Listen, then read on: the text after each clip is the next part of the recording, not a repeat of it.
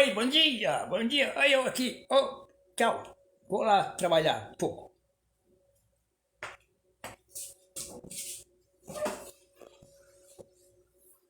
Bom dia, meus queridos. Eu estou aqui para falar um pouco da palavra do Senhor. Eu vou subir um pouquinho mais aqui o meu iPhone, né? Fica mais rápido, né?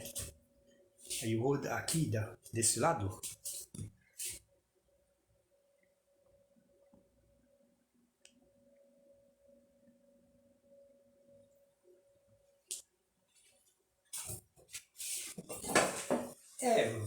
Eu sou meio de tudo aqui, né? Sou o cinegrafista, né?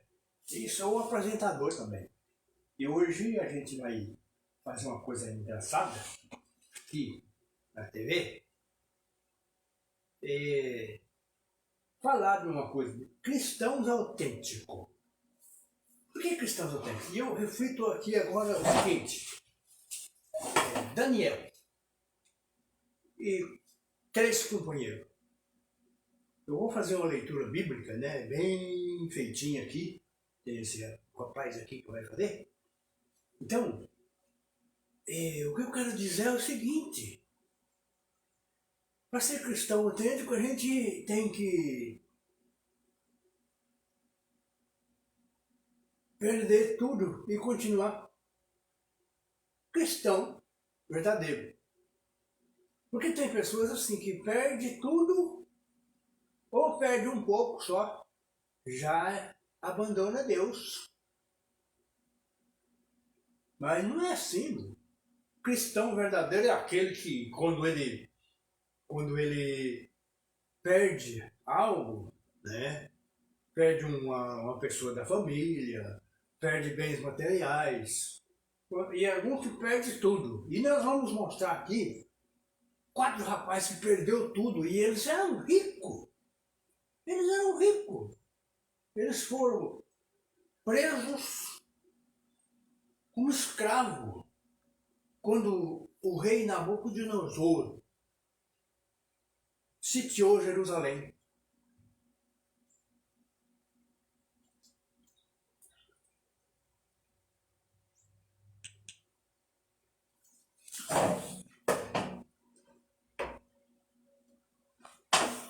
Quando ele sitiou Jerusalém, aí ele levou um monte de judeus presos e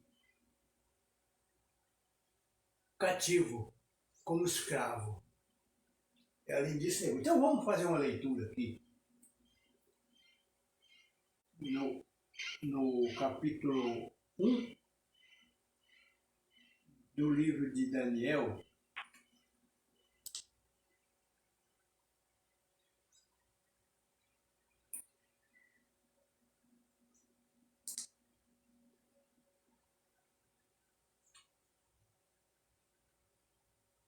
Paguei aqui. No livro de Daniel, quer ver? Essa que eu vou... Aí. Daniel, capítulo 1. Era o 3º ano do reinado de Joaquim em Judá, quando o rei Nabucodonosor da Babilônia declarou guerra a Jerusalém e sitiou a cidade. O Senhor entregou o rei Joaquim de Judá nas mãos dele, com alguns utensílios do templo de Deus.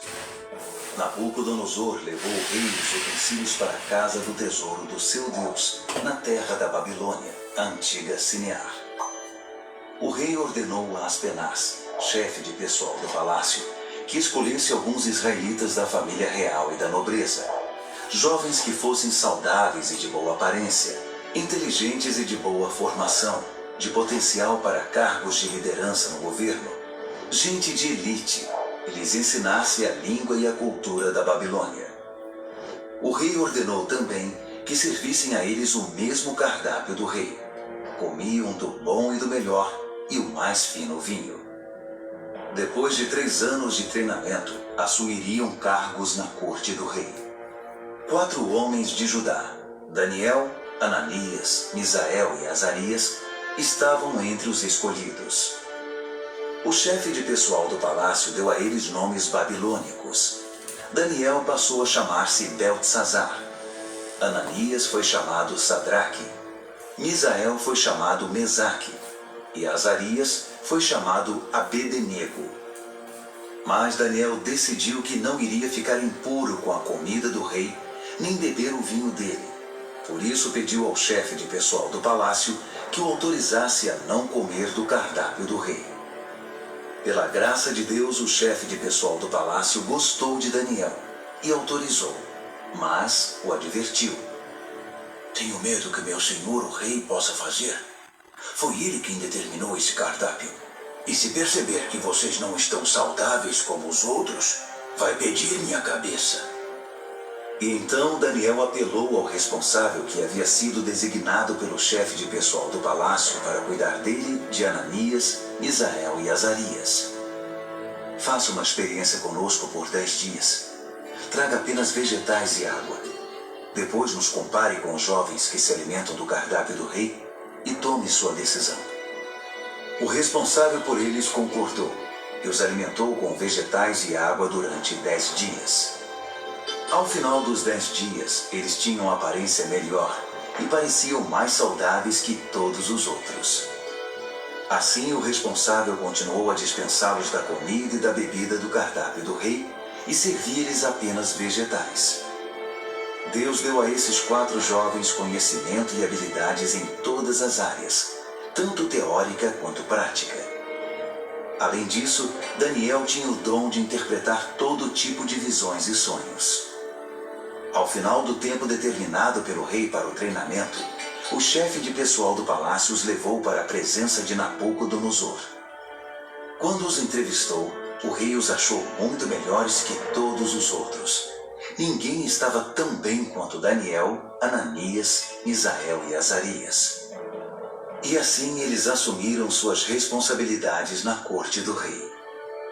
Sempre que o rei os consultava sobre qualquer assunto, teórico ou prático, eles se mostravam 10 vezes melhores que todos os magos e encantadores do reino juntos. Daniel continuou no serviço do rei até o 1º ano do reinado do rei Ciro.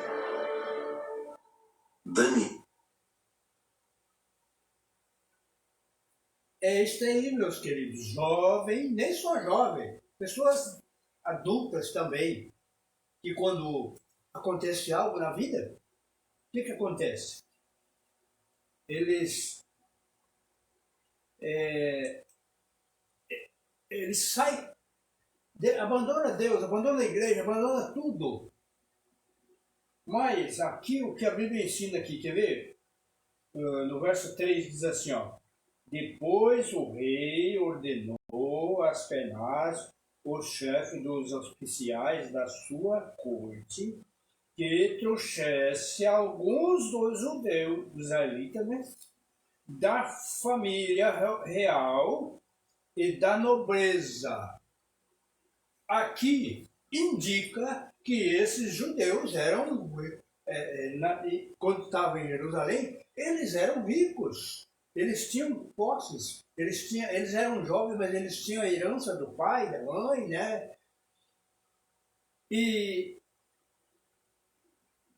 Mas eles perderam tudo e viraram escravo presidiário. Mas uma coisa eles não perderam: a confiança em Deus. Continuou firme. Se você ler agora os capítulos, e a primeira coisa que eles fizeram lá, o que foi que eles fez? Eles rejeitaram a comida do rei. Crente é esse, fiel, um crente fiel é esse aí, que rejeita a comida de rei, rejeita não desobedecer a Deus. Nós temos muitos personagens na Bíblia que foram fiéis, mesmo perdendo tudo. Paulo não era pobre, ele tinha, a família dele era rica em Roma, ele era comerciante em Roma. E Paulo abandonou tudo. Nós temos muitos personagens. Zaqueu também fez o mesmo. Quando ele conversou com Jesus, ele fez o quê? Ele deu tudo o que ele tinha. Falou, eu vou doar tudo que eu tenho para os pobres. E se eu defraudei alguém, eu vou restituir 4 vezes mais. Então, cristão é aquele que abre mão dos seus bens materiais, que está disposto a perder tudo, que está disposto a não desobedecer a Deus, mesmo perdendo. Nós vemos também Eliseu, quando foi chamado para ser profeta, ele fez o quê? Ele largou a fazenda, largou a roça que ele estava preparando, né? Ele era agricultor e ele seguiu Elias até o dia que Elias... A única coisa que ele pediu foi que ele pudesse despedir dos seus pais. E assim por diante. José, por exemplo, eu não vejo nenhum texto bíblico que José estava reclamando da vida. Nenhum. José fazia tudo normal. Aonde ele ia, quem estava com ele era abençoado. Foi abençoado Potifar. Potifar viu isso e entregou tudo na mão de José. Então, depois ele foi para o presídio. Dali ele não tem reclamação. Mas todos esses tiveram recompensa. E segundo o que nós vemos aqui no capítulo 1 de Daniel, esses 4 rapazes, né? Vocês entenderam bem a leitura? Esses 4 rapazes fizeram o quê? Eles foram mais sábios do que... Porque ele obedeceu a Deus, então ele foi sábio, foi escolhido para servir da corte do rei, porque o rei Nabucodonosor achou eles mais sábios do que todos os magos da Babilônia. Por que acontece isso? Porque nós obedecemos a Deus. Agora, quando eu começo a perder os bens materiais e começo a afastar de Deus, nós estamos perdendo também. Perdendo tudo. Agora, o que é preciso que nós façamos? Daniel, ele era um investidor, mas investia aonde? No reino celestial. Porque muitas vezes nós achamos que devemos devolver o dízimo da igreja, da oferta, aí achamos que é só isso, mas não é só isso. Nós devemos, o dízimo, nós devemos dizimar até nós mesmos. Né? E não é só 10% do dízimo pessoal nosso. Nós temos que doar 100%. Dizimar 100% da nossa vida para Deus. E às vezes nós não fizemos isso. Nós ficamos entretidos aí com coisas desse mundo, e viagens, e passeio, e tudo. E nós devemos, sim, trabalhar, possuir bens materiais, só que nós não devemos fazer o quê? Não colocar o nosso coração aí, a nossa mente nos bens materiais. Então, nesta manhã de sábado, eu espero que você pegue essa mensagem, coloque na sua mente, no seu coração, e você vai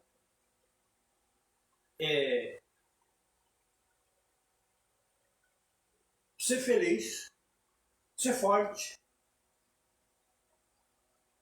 na busca da vida espiritual. É isso que nós precisamos, fazer um investimento na eternidade, não aqui nessa terra. Nós devemos ter bens materiais, mas nós devemos ser dispostos a perder em qualquer momento e continuar firme, que nem esses homens. Você vê Jó, ele o diabo tirou tudo dele, tirou o filho, tirou a riqueza, toda a riqueza dele e deixou ele pobre. E ele respondeu o quê? Nu nasci e nu morrerei. Deus deu e Deus tirou.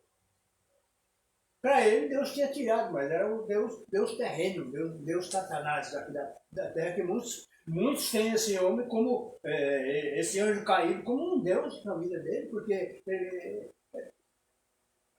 Agora, eu queria dizer uma coisa para você. Satanás não está interessado em tirar você da igreja, ele não está interessado em que você vai para o satanismo ou para outra entidade satânica, né, outra religião, que tem religião satânica por aí. Ele está interessado em que você fique na igreja, mas fica frio, né, cuidando correndo atrás de riqueza, correndo atrás de bens materiais, né, e não está disposto a abrir mão de nada. E aí, o que acontece? Você perde aqui, perde tudo aqui. Um dia você vai morrer e vai ficar para quem?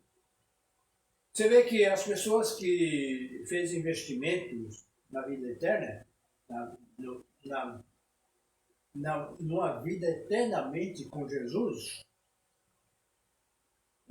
Nicodemos. Nicodemos era rico, ele teve vergonha de falar com Jesus, foi escondido de noite falar com Jesus. José de Arimateia também era rico. Então eles pegaram, venderam tudo o que eles tinham e empregaram no Evangelho. Primeiro, porque eles achavam que Jesus vinha no tempo deles. Então vamos gastar, vamos pregar o Evangelho. E ele deu tudo, ficou pobre, morreu pobre. Aí nós vemos que também Mateus largou a coletoria, né? Ele era coletor de imposto, tinha a sua coletoria. Ele largou a coletoria, largou tudo. Pedro largou a pescaria, João, Tiago, então eles largaram a pescaria. Então, as pessoas que largaram tudo foram muito fortes, né? Espiritualmente fortes, né? Aí nós vemos que nós devemos deixar. Ter, mas não ter como um Deus. Porque muitas pessoas têm as riquezas como um Deus. Eu quero falar para os jovens da igreja que Deus está disposto a fazer tudo por nós. Mas que nós largamos tudo que é o materialismo de lado, né? Não colocar o nosso coração, a nossa mente e ter isso como se fosse um Deus. Porque geralmente essa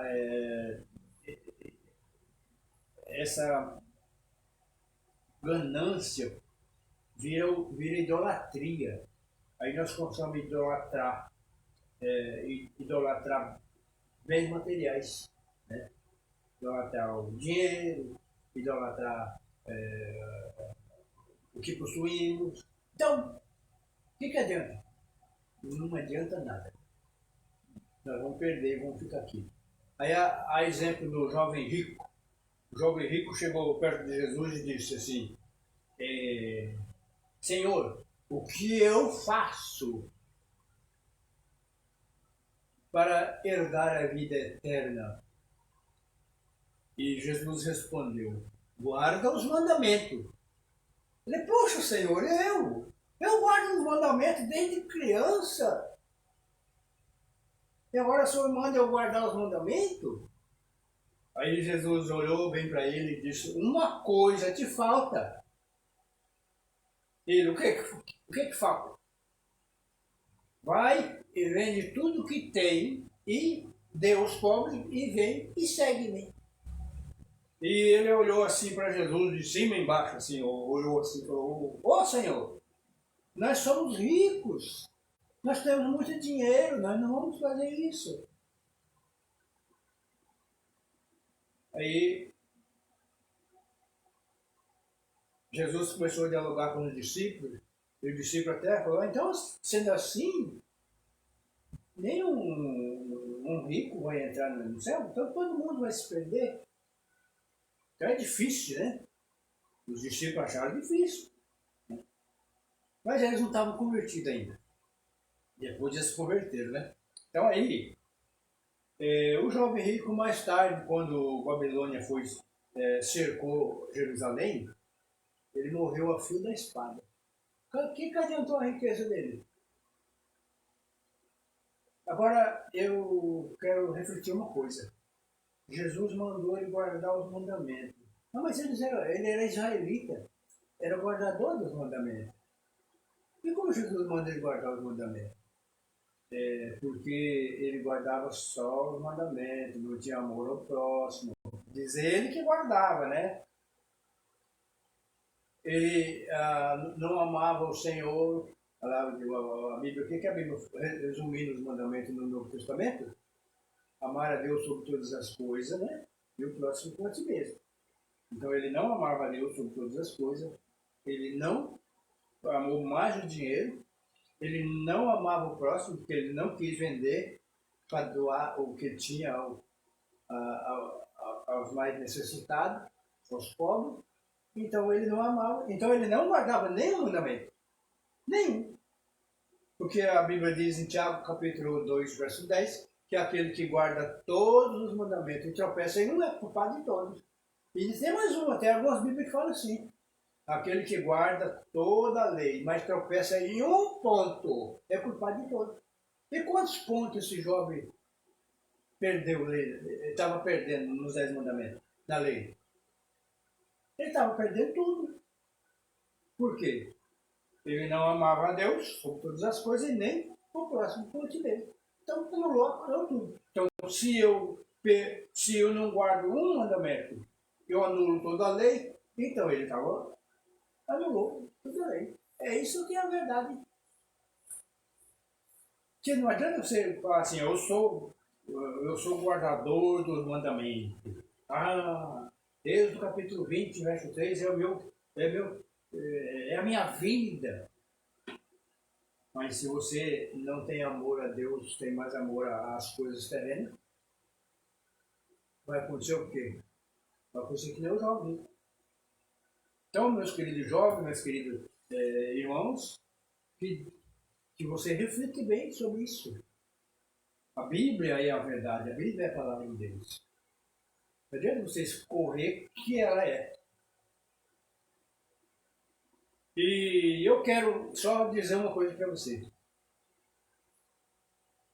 Segundo os acontecimentos que vem acontecendo nos últimos dias, Jesus está pertinho de voltar. Mas pertinho mesmo. Não é aquele pertinho lá de 2000 anos atrás, quando Jesus estava pregando para os discípulos. É o pertinho de agora. Né? Vocês sabem que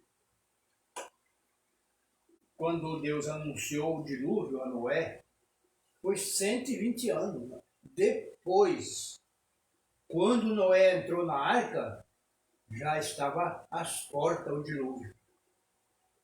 E agora está do mesmo jeito.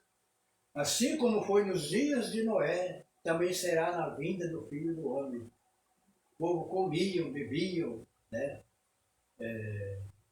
Eu vou dar uma interpretação aqui. Eles comiam, bebiam, dançavam, iam para as festas, iam para as baladas, iam para tudo quanto é lugar. Menos fazer a vontade de Deus. Agora, Deus tinha uma linhagem.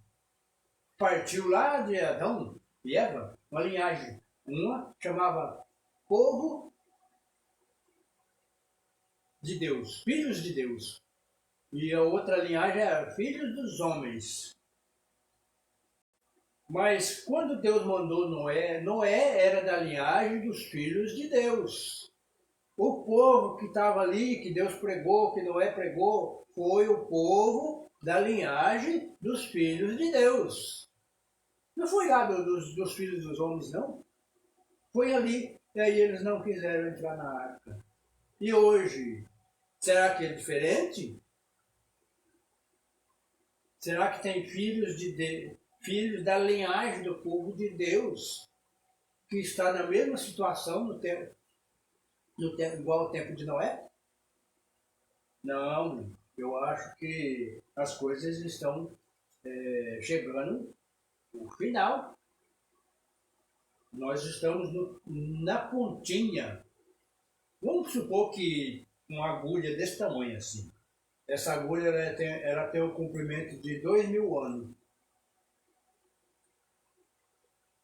Jesus estava lá no fundinho da agulha, os discípulos, apóstolos, Paulo, Pedro, João, estava lá no fundo da agulha. Mas hoje é diferente. Já passou todos os 2000 anos da agulha. Aí nós agora estamos na pontinha da agulha, né? Aí nós vemos a estátua do rei Nabucodonosor, a estátua que ele sonhou, e Daniel interpretou o sonho. Aí o que aconteceu? Uma cabeça de ouro e vai abaixando, aí quando chegando lá nos pés, barro e ferro, nós estamos no final, nós estamos na pontinha da unha da estátua, na pontinha da unha. Eu vejo aí os cientistas aí que regularam o relógio do tempo, né, para 90 segundos para o dia da volta de Cristo, o fim do mundo. Eles falam o fim do mundo, o fim de todas as coisas, né? Lá em Nova York, nos Estados Unidos, tem um relógio que é o relógio do tempo também. Está faltando 7 anos e mais uns meses lá para o fim de tudo. Aí eu fico pensando, será que é verdade? Ou é mentira? Eu acho que está mais para ser verdade do que mentira. Porque o que está acontecendo no mundo é para a volta de Jesus. E que eu vejo acontecendo igual o tempo do dilúvio. O povo está correndo atrás só de bens materiais, esquecendo de Deus. Mesmo que você esteja na linhagem do povo de Deus, ainda você pode estar falhando essa parte. Então, esse vídeo é para te dar um alerta, esse vídeo é para te ajudar a compreender a palavra do Senhor, compreender aquilo que a Bíblia vem nos ensinando.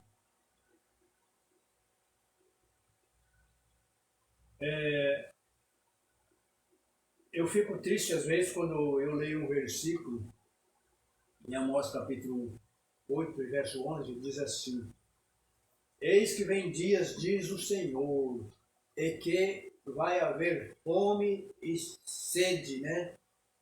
Mas não de pão e nem, não fome de pão e nem sede de água, mas de ouvir a palavra do Senhor. O verso 12 diz assim, o Amós 8, verso 11 e 12. O verso 12 diz assim: andarão de mar a mar, de leste a oeste, andarão por toda a terra, procurando a palavra do Senhor, mas não a encontrarão. É coisa para se pensar, é coisa para você entender melhor o que a Bíblia vem nos ensinando. Eu estava um pouco relaxado aqui com as minhas lives, mas agora eu vou continuar para que esse mundo, se eu alcançar uma pessoa com todo o meu trabalho, já está bom demais.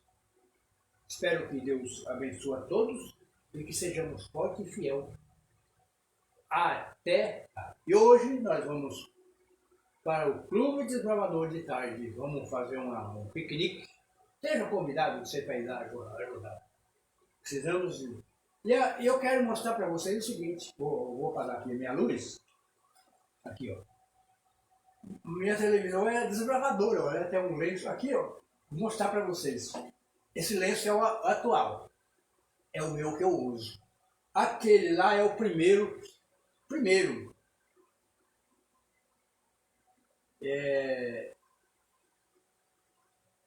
Aquele lá deve ter uns 30 ou 40 anos. Aquele lá. Esse aqui já está com mais ou menos 25 anos. Aquele lá tem uns 30 ou 40. Então eu coloquei ele no cantinho da televisão para dizer que a minha televisão também é desbravadora. Porque com essa televisão aqui nós vamos desbravar, porque ela apresenta os canais, tudo. Eu espero que Deus te abençoe, dê um bom sábado. E hoje, ó, todo mundo para a igreja. Ó, todo mundo para a igreja. Procura a igreja na sua cidade, perto da sua casa, Igreja Adventista do Sétimo Dia. E vai lá. Chega lá, sem compromisso, chega lá e vai ouvir a mensagem de Deus. E até breve. E se você gostou, ó, dá o seu joinha, né? E também compartilhe com seus amigos. E também você inscreva no canal, né? O canal do tiozinho Cunha e Délia, né? E aí você vai ajudando as pessoas, compartilhando e me ajudando também no canal. Beleza? Eu vou aí desligar, tá bom? Oi, tchau. Ó, beleza? Sair, fui.